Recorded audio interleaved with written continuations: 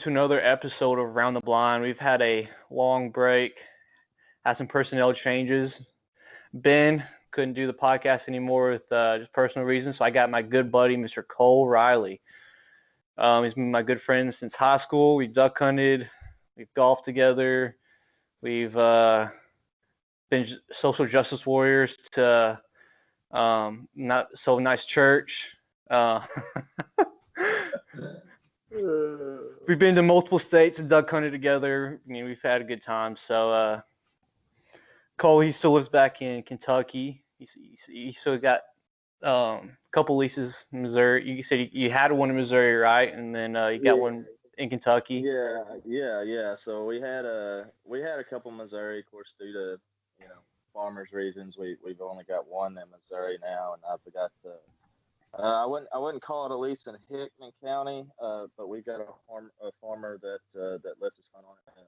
The river gets out and it floods and whatnot, and we've got a lease down in Bottoms, in Clarks River Bottoms. That's not too far from actually where I live. It's about 15 minutes down the road, so that makes it nice on those mornings. Yeah, you can't beat that, man. Yeah, exactly. So before we get into the ducks, how about you introduce yourself, tell people who you are, how'd you get into duck hunting, etc. You can go back as far as you want, man.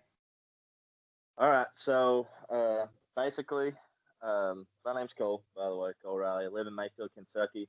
I'm a plant manager down here in Mayfield over a hemp processing facility.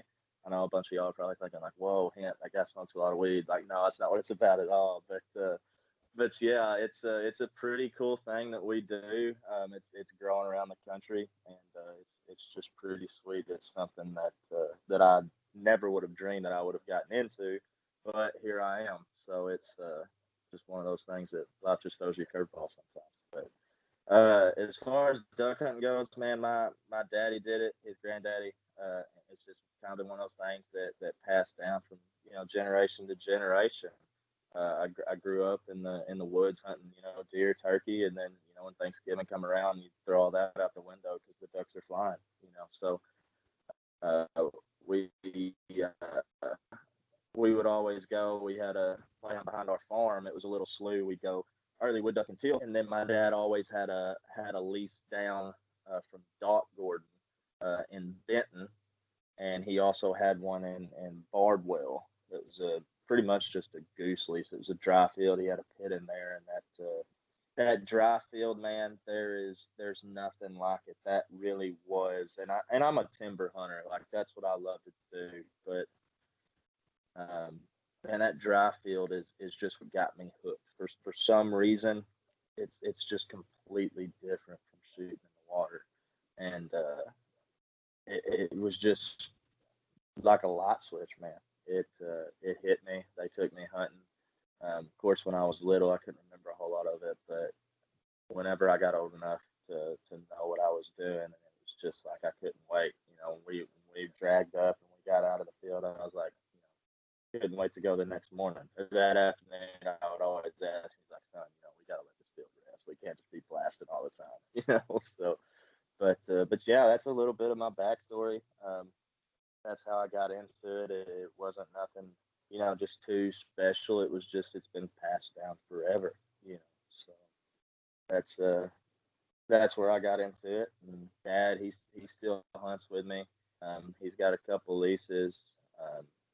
So we smack them when we can, and sometimes we get them, and sometimes they get us. Yeah, man. I mean, they get me more than anything, man. Especially being out. But I mean, going back to the dry field, man, it's so nice. Like, you don't have to put on waders. Ooh. It's like almost like you're deer hunting. You know what I mean? You throw on your bibs and your jacket, and you go. Exactly. Whether it's a layout blind or a blind that you made, and it's just so much nicer. I mean, I used to hate wading through water, especially at the lake or like Clarks River, like that little beaver hole that we hunted. Mm-hmm. Yeah. Dude, I will take the lake hard bottom any day of the week because I got introduced to that pluff mud out here on the coast. Jesus Christ, man. Whenever I get on the lake and it's nice hard bottom, I'm like, oh, this is heaven, dude. Yeah, for sure. You're not sinking and going up to your knees and Yeah. pull your foot up, but the waiter stays in the mud. Oof. Yeah, And it can then get tough. yeah, man. And another thing, it's just dealing with tides. I mean, I don't know. I met Ben in Virginia, so I mean, we've talked about it multiple times on here too. But you know, looking at the tide, I never really had to look at tides before when I used to duck hunt. So I got Right. out here. I had to learn the hard way one day because I wanted to go put my little boat in, and then it was like the little ramp was all dried up. And I'm like, oh, I guess I'm not going duck hunting this morning. Oh, that's rough, man. Like those times, man. Whenever you get somewhere, especially that's like public land hunting, man. You're like, all right, man, we're gonna hit this hole this morning. We're gonna smack them. Everything's perfect. You get down there and somebody's already set up. You're like, Yeah, man, you kidding me? yeah, This is man. Especially down here in South Carolina, them boys like they'll put in the boat at 8 o'clock in the evening the night before, and then they'll go out and then they'll camp and sleep on a spot. That's how serious it is down here, and I mean, it's just you don't realize how lucky you are. You know what I mean? Uh, oh yeah, I yeah. mean, walking spots in LBL, you don't have to worry about finding people, and you knock down a couple mallards. That's like some guys' season here. You know what I mean? I mean, some boys I've seen down here, like they post on like South Carolina duck hunters saying they've been hunting for like 10 plus years and still haven't killed a mallard. And Oh wow, that's insane. yeah, but the wood ducks here are like the mallards back home, if that makes sense. The I mallards are got just you. so So plentiful here. Um, it, but yeah, man, it's crazy. It's great to see how like nice we have it, and I oh mean, yeah, and it's just insane to, just based on the region that you hunt in, and you get so used to like the normal, like what you kill, the species that you kill, yeah, and exactly. stuff like that. And then you hear about somebody else, like what you were just saying, and it's like, wow, it's like hard to Yeah, fathom. You know what I mean? right. And then I mean, if you just go from where we're from in Kentucky to Nodak or South Dakota, that's like a whole nother level. You know what I mean? It's just, and then if you get on like Oh the yeah, West yeah, Coast, completely different. yeah, and then some places on the West Coast, I mean, like I've heard California has a great duck hunting, and Alaska, I mean, Alaska, you can't go wrong with Alaska hunting and just Oh, hunting or fishing, absolutely. period. So I mean, Harlequin's definitely on my bucket list before I die. Absolutely. Absolutely. That's something that would be awesome to experience for sure. So where's some other places you've hunted on other than Kentucky and Missouri, or like what's one of your favorite places? Um, my favorite. Man, North Dakota's hard to beat, dude. It is. It spoils you. It's like I hear guys that hunt around here, and the duck population. Well, I'm not gonna say the duck population. I'm gonna say the flyway has changed so drastically in Western Kentucky. 20 years ago, 40 minutes from here, as well as I do, Ballard County was the goose capital of the world, Yeah, and yeah, now it's just like it's shifted so much that you're lucky to kill. I mean, a good year is probably going to be like, 500-600 birds down there, where, in the 80s, a good year was like 1,300-1,400 birds in a year.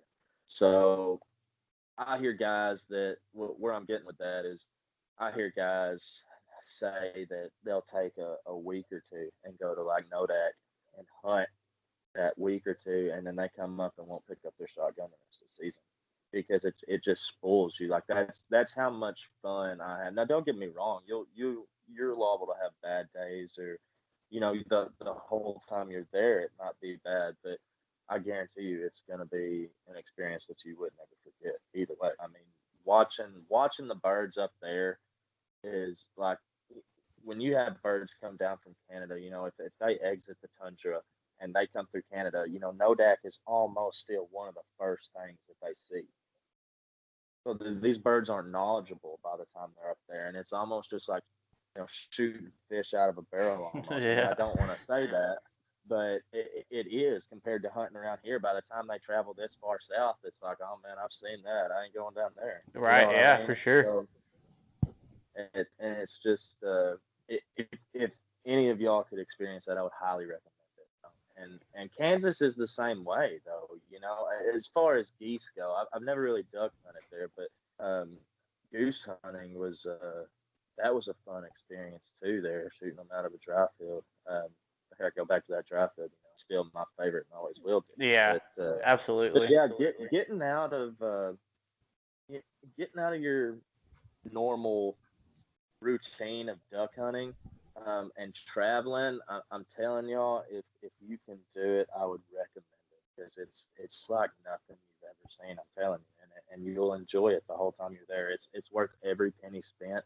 And I hear a lot of guys say that I can't go because it's too expensive, and I realize for a lot of families that it is hard. I mean, I've been there, but it's honestly not as bad as you think. So really just look into it. If I was you, it's really not that bad. There's a lot of farmers that actually 90% of the farmers up there, at least the ones I've talked to, love for you to go out there and hunt. Because Yeah. they don't want the birds in there. They're in their crop.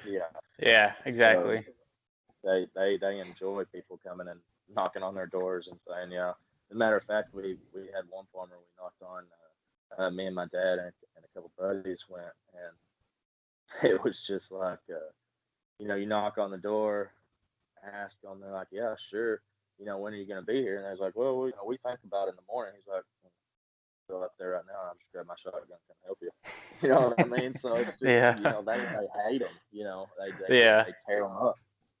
So it's an experience, man. That's probably my favorite. I would like to go to Canada at some point. Yeah, that'd be fun. But that's definitely on the bucket list, and it's not too terribly hard from friends that have been there. From what I've heard, as far as like going through customs and stuff, it's not too bad. It's actually relatively easy. Right. So yeah, that's the only thing really. I was worried about how much of a hassle it was, but after hearing a bunch of people say it's really not that bad, I'm like, yeah, I'm definitely gonna do that. Yeah, absolutely.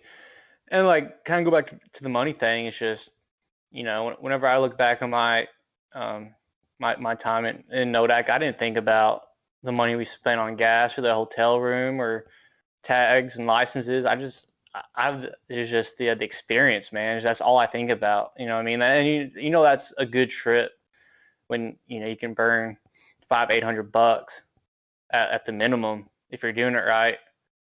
And you're just like, whatever, dude. I'll do it all over again. Like, absolutely, man. I'll dish that out every chance I get. yeah, absolutely.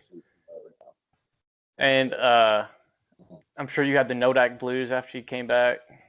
Oh yeah, man. Yeah. When you come back, you're just like, what? And Yeah. of course we would go, like late October. So Yeah.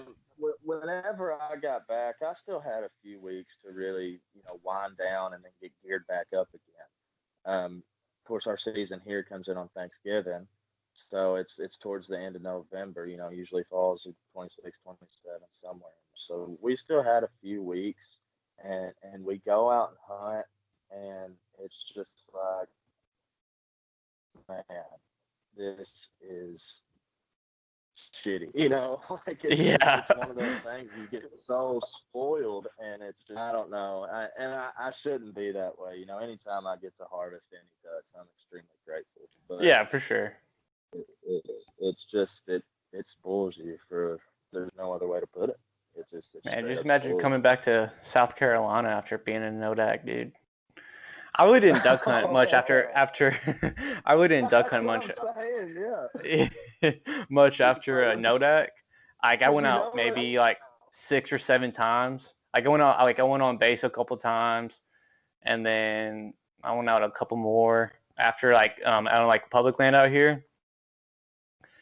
Man, out on base, like, how woodies are, like, they fly for the first like 30 minutes, and they just know where they're going, and there's yeah. no stopping them. So like I'd watch woodies for like 20 minutes. I'm like, while like 2 weeks ago, my morning. Yep. yeah. Then while like 2 weeks before, birds were flying until like 1 o'clock in the afternoon. Yep. Yeah, dude, they just know they're smart, and I but they are. But that's what Yeah, gives you the gratitude, though. You know, I yeah, personally wouldn't have it anyway. I enjoy it, and I enjoy the challenge. I love harvesting waterfowl, and it's just a passion, man. It'll forever be in my blood. yeah, man. Like what you were saying, whenever Thanksgiving rolls around, y'all give up deer and turkey or whatever. Man, my dad was the exact opposite. Because that's when like the rut's really starting to like it's still like heated up. So Right? Yeah. I'd be watching all you guys go duck hunting, and I'll be going to the deer stand. I'm like, oh okay, oh, I want to go duck hunting. Man, yeah, it's and my dad, I mean, he still waterfowl hunts, but Yeah, he I mean, he's getting on up there. Let's see, what is this, 2020? So he turned 60 in August. So he's getting up. So he doesn't do it as much as he used to. He sticks more to deer hunting now. yeah, But one of the spots where his farm is at is actually not so far from the lake. So he'll text me like opening morning or something. He'll be in the deer stand. And of course, he knows I'm not at the lake. He knows I'll be hunting backwater or one of the leases or something. But he's like, yeah, well, I guess shooting his hours at the end because I can hear some volleys coming across the lake, while he's in the deer stand. So it's just one of those things. But yeah, that's the way it is around here. I mean, for me anyway, I'll yeah, go out and bow hunt. I'm not a huge rifle hunter when it comes to deer, but I'll go out and bow hunt and chase them for as long as I can. But when duck season gets here, man, if I haven't just seen trophy, you know, 150, 160 class deer, screw it, man. I'm going to chase some birds. yeah. Man, that's another thing.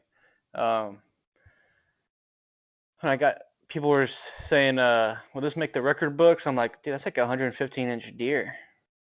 And like people are going like in the record books Right. down here with like a 125, 130 class deer. I'm like, damn. And I and Yeah, well, it's different, man. it is. It's way different.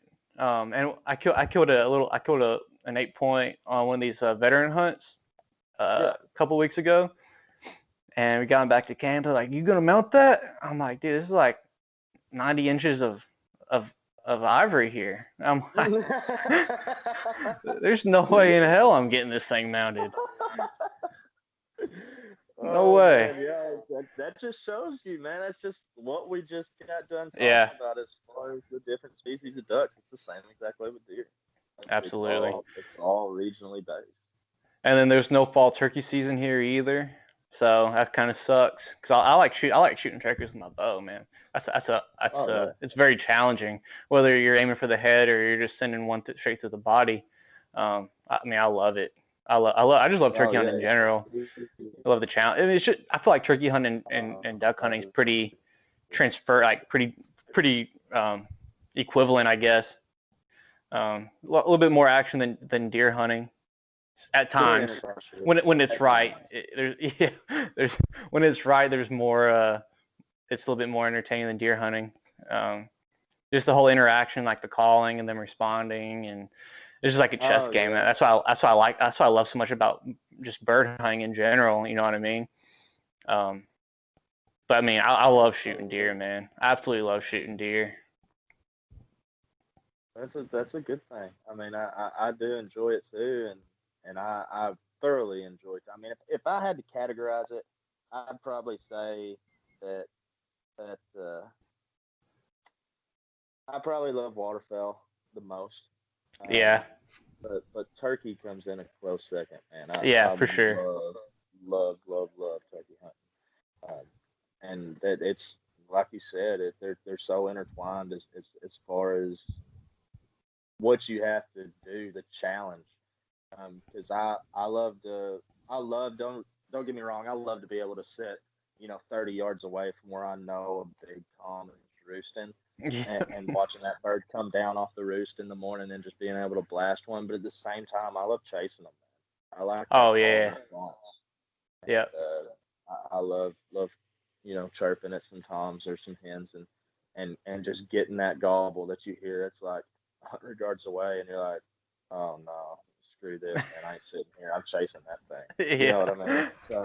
So I love that aspect of it. Besides the snakes, God, I hate that. I've seen a lot of controversy surrounding the whole fanning toward when it comes in regards to turkey hunting. But I mean, I don't care either way, man. I mean, I think it's cool in the way that you can get them like really up close, and you kind of just using their own anger against them. You know what I mean? I mean, Right? they're pissed Yeah, up, they're for fired sure. up.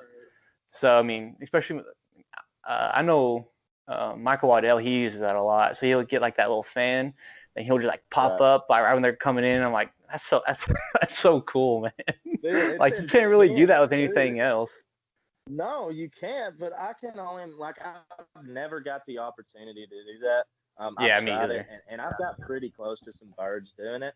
But it's like I watch these videos, dude, and they're behind this fan, and those turkeys are straight up just balls to the walls, Yeah. hauling ass towards this thing. You know what I mean? And then Yep. all of a sudden they're 2 yards away, and he pops up, and I'm just thinking, you know what, dude? Like if that was me, I'd probably shit down both legs because those spurs coming Yeah, at they're me, and I'm just yeah, they're like, sharp. They're not. oh yeah. It's like if this dude jumps up, like my eyes are gone, like it Right. is. Yeah. But it would be intense. I would love to do it. I can only imagine the adrenaline rush from it. So So I know you said you had Nodak plans this year that are canceled. Do you have any plans lined up for next year or anything big, or you just kind of just keeping to what you normally do?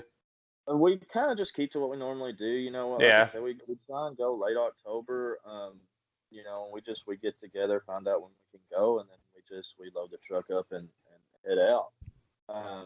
This year because of COVID, it's kind of one of those things where we just kind of it's probably best to stay home.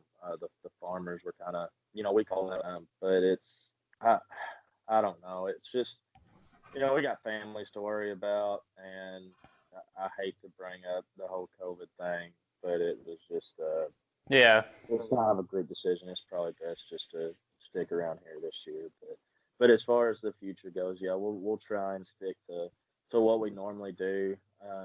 I would like to be able to take another more if I could, different trips to some different areas. I'd like to go back to Kansas for sure, and like I said, I would love to go to Canada, Yeah. but I also wouldn't mind taking a trip down to Louisiana.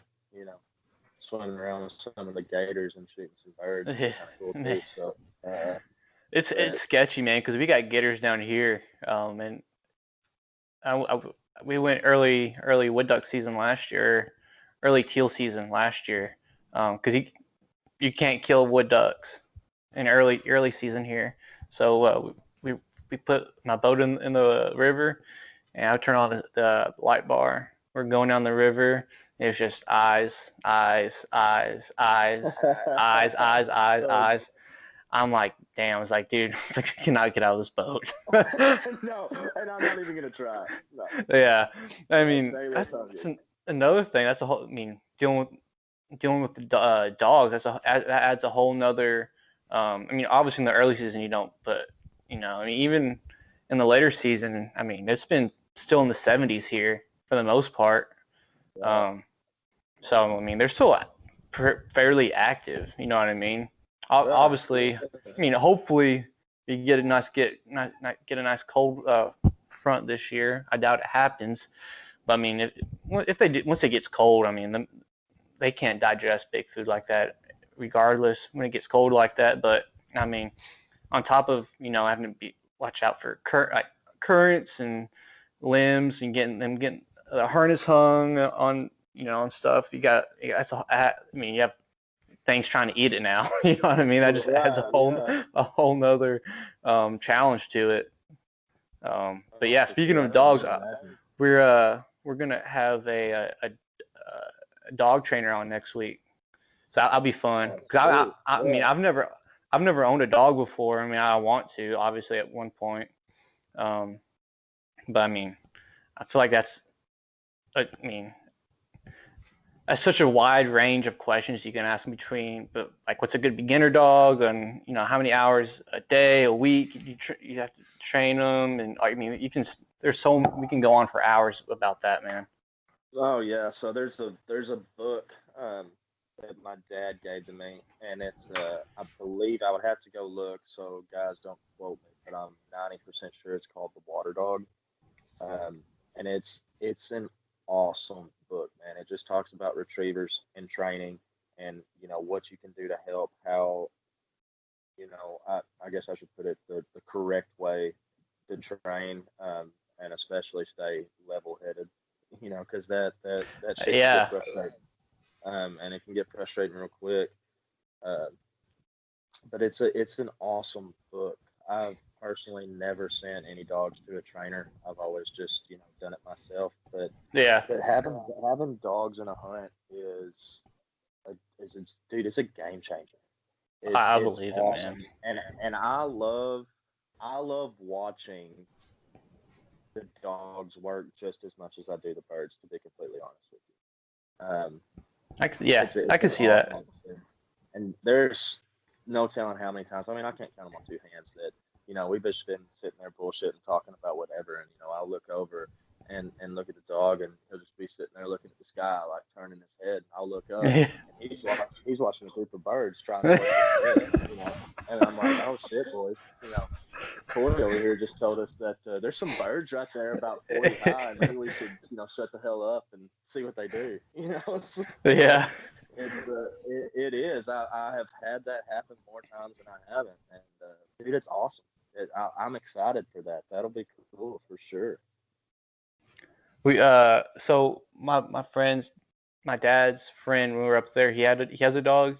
She's a GSP, and she's not like, she wasn't like super well. She was well trained, but she doesn't go hunting enough. So like, he was trying to get her in the blind, and she was just excited. She was like, she was whining, and Yeah. he was kind of having it was whatever. Like, I mean, it's not like there was a shortage of birds, or we were on Right. like I mean, whatever. So when he got her in, we shot a three-man limit that morning, and we were going back to the truck, and she just hauls ass off in this soybean field. And he's like, Lacey, come here, Lacey, Lacey. And he's like yelling at her. She wasn't coming, dude. And then she tops over the hill, and she's running back. I'm like, is there something in her mouth? Sure as shit, dude. She brought back a live duck. She brought back a hen pintail, dude, and it was still alive. Just like chilling in this dog's mouth. I'm like, oh, okay, okay. So for one over our That's limit, cool. we, Technically, we didn't shoot this one, so it's yeah, not ours. right. Just going under the possession